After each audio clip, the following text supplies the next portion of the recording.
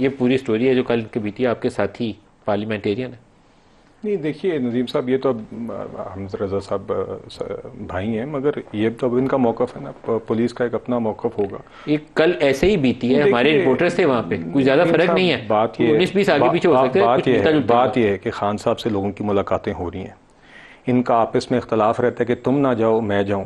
لوگوں کی ملاقاتیں تو ہو رہی ہیں نا جی، تو ملاقاتیں مگر ان کا آپس کا جھگڑا والا تو ڈسپیوٹ ہو گیا، لیکن جو کچھ اس کے بعد ہوا ہے وہ دیکھیے، وہ پھر دیکھیے نا وہاں پہ اب اگر جو ایک میں اس لیے کامنٹ نہیں کرنا چاہتا کہ میرے علم میں نہیں ہے وہاں پہ ایگزیکٹلی کیا ہوا، اور فرینکلی اسپیکنگ جی to be honest there are bigger issues then یہ پی ٹی آئی کا ایک جو کس کی ملاقات ہوئی کس کی نہ ہوئی. جب سب کی ملاقاتیں بھی ہو رہی ہیں، جب خان صاحب کے پاس ایسی سہولتیں موجود ہیں جیل کے اندر جس کے لیے اب بشرا بی بی نے باقاعدہ کورٹ میں درخواست ڈال دی ہے کہ مجھے بھی وہی سہولیات دی جائیں جو خان صاحب کے پاس موجود ہیں کیونکہ وہ اتنی اچھی ہیں. ان کے ساتھ جو کچھ ہوا ہے وہ دیکھیے میں اس لیے مذمت کرنی چاہیے تھی. نہیں ٹھیک ہے سر، کوئی ٹائم بدلتا ہے. نہیں میں نے آپ مذمت کریں کہ عمران خان نے جو زیادتیاں کی مریم نواز کے سیل میں رات کو 12 بجے کے بعد چھاپے مروائے، جو نواز شریف کے ساتھ وکٹمائزیشن کی، جو یرغمال بنا کے چیئرمین نیب کو انہوں نے باقاعدہ بلیک میل کر کے اس شخص کو انہوں نے ہر دن اذیت پہنچائی سیلوں کے اندر. رانا ثناء اللہ کے اوپر آپ نے ہیروئن کا کیس ڈالا. آپ آج کریں، آپ اس کی کریں کنڈیم کریں اس کو کہ عمران خان نے ظلم کیا، زیادتی کی تھانے دار بن کے بطور پرائم منسٹر. ہم اس میں نہیں یقین رکھتے. میں آج بھی کہتا ہوں عمران خان کے پاس جو بھی جیل مینیول کے مطابق کسی بھی قیدی کے پاس حقوق ہیں وہ اس کے پاس ہونے چاہیے. سر کنڈمنیشن کے اوپر آنا ہے، یہ کنڈیم کریں جو پیپلز پارٹی نے ان کے ساتھ سلوک کیا تھا، جس کے اوپر یہ روتے رہے ہیں 88 سے لے کے 2002 تک کی پوری دہائی 14 سال.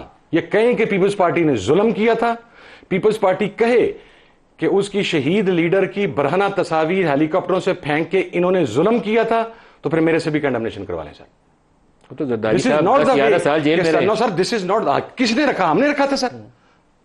یہ طریقہ نہیں ہے کہ ایک شخص 3 سال اقتدار میں رہا ہے آپ اٹھا کے وہ یہ کر دیں. اچھا میرا بھائی یہ بھی کہہ رہا تھا کہ جو انہوں نے جرائم کیے ہیں وہ جرائم میں تو اندر آئیں تو سر سپریم کورٹ پہ حملے سے بڑا جرم کوئی نہیں تھا. جرائم کے اوپر آئیں تو پاکستان کا سٹنگ آرمی چیف وہ لائک اٹ اور وی ڈونٹ لائک اٹ. میرا تو باپ اس کا مخالف رہا ہے، میں نے جیل بھگتی ہے پرویز مشرف کے ٹائم پہ. لیکن طیارہ کڈنیپنگ، طیارے کا رخ موڑنے کی ایف آئی آر کن کے اوپر تھی؟ وہ چھوٹا جرم تھا سر. اجمل قصاب کا نام کس نے دیا تھا؟ چھوٹا جرم تھا سر.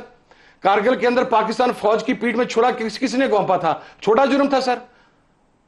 حسین حقانی جو تھا چھوٹا جرم تھا سر. یہ آپ آپس میں طے کر سر. بات یہ جب پی ٹی آئی ریاست پر حملوں کی بات کریں نا تو پیارا لگتا ہے. مطلب کہ کس گراؤنڈ سے یہ جماعت ابھی آپ کے پاس یہ 24 نومبر اور یہ 9 میں، مطلب کہ آپ کی تو ریسنٹ تاریخ ہے، آج بھی آپ شہداء اور جوانوں کے خلاف کیمپینیں چلا رہے ہیں. آپ کے آفیشیل اکاؤنٹ سے آج بھی ٹویٹ ہوتے ہیں. ساتھ آتم سواتی صاحب کی ویڈیو ہے. نہیں معذرت سر، میری بات میں میرا باپ طالبان نے مارا ہے جب آپ کی جماعت کا جو مشیر وزیر اعظم کا لشکر جنگوی کے سربراہ کی گاڑی میں بیٹھ کے ٹریول کرتا تھا تو فوج کے حق میں جو فتویٰ دیا گیا تھا وہ ہماری جماعت نے دیا تھا کہ جو یہ ٹی ٹی پی کے مسلح لوگ فوج کے جوانوں کو شہید کر رہے ہیں یہ حرام ہے. پاکستان فوج کے جوان یہ اب ہمیں بتائیں گے کہ اداروں کی محبت کیا ہے جن لوگوں نے اپنے گھروں کے اندر لاشیں اٹھا لی ہیں. اور ان کی جماعتوں کے لوگ مجھے بتائیں سر، محترمہ بینظیر بھٹو نے نہیں کہا تھا کہ وہ القاعدہ کے سربراہ سے پیسے میاں نواز شریف نے لیے ہیں؟ یہ آن ریکارڈ ہے یا نہیں سر؟ $10 ملین. سر مجھے بتائیں 2010 کے اندر آج کے وزیر اعظم میاں شہباز شریف کا بیان اس وقت نہیں تھا جب ریاست ضرب عضب اور رد الفساد میں مصروف تھی؟ انہوں نے کہا تھا کہ طالبان کا اور ہمارا تو موقف ایک ہے، اب ہمارے لوگوں کو نہ ماریں. Is this not on record? This is on record sir. اب نکلوائیں ان بیانات کو. شہباز صاحب کا بیان ہے. نہیں دیکھیے ندیم صاحب، بات یہ ہے کہ طالبان کے ساتھ جو خیبر پختونخوا نے پالیسی بدلی، خیبر پختونخوا حکومت نے عمران خان صاحب کے دور میں بات چیت کا انہوں نے کہا تھا نا کہ ہم نے تو 13 سے 18 کے درمیان صاحب کہتے تھے یہاں دفتر کھولنے 13 سے 18 کے درمیان اسی ڈرافٹ کے اوپر جہاں پہ طالبان کو واپس لا کے آباد کرنا تھا نا، دوسرے نمبر پہ سیریل کے اندر سائن میاں شہباز شریف. سر چھوڑ دیں، بات یہ ہے 13 سے 18 کے درمیان نواز شریف صاحب کی قیادت میں رد الفتاد و ضرب عضب ہوا. سنگل مائنڈڈ طریقے سے دہشت گردی کے خلاف جنگ جیتی گئی.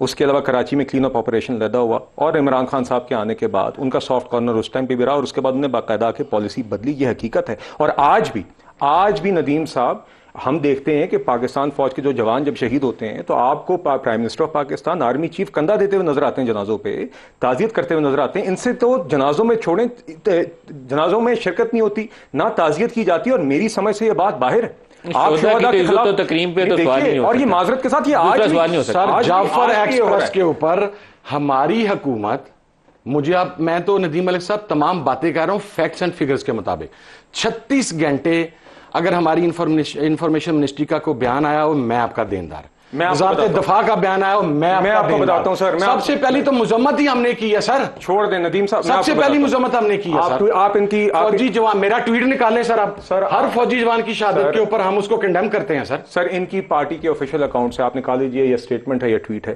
جس ٹائم پہ جعفر ایکسپریس کی سچویشن لائیو تھی اس ٹائم پہ یہ افواج کے اوپر کیمپین چلا رہے تھے، اور انہوں نے باقاعدہ کہا تھا، یہ کہا تھا کہ جب آپ ہمارے اوپر زیادہ فوکس کریں گے، دہشت گردی پہ نہیں کریں گے تو یہی ہوگا. یہ اس ٹائم پر بھی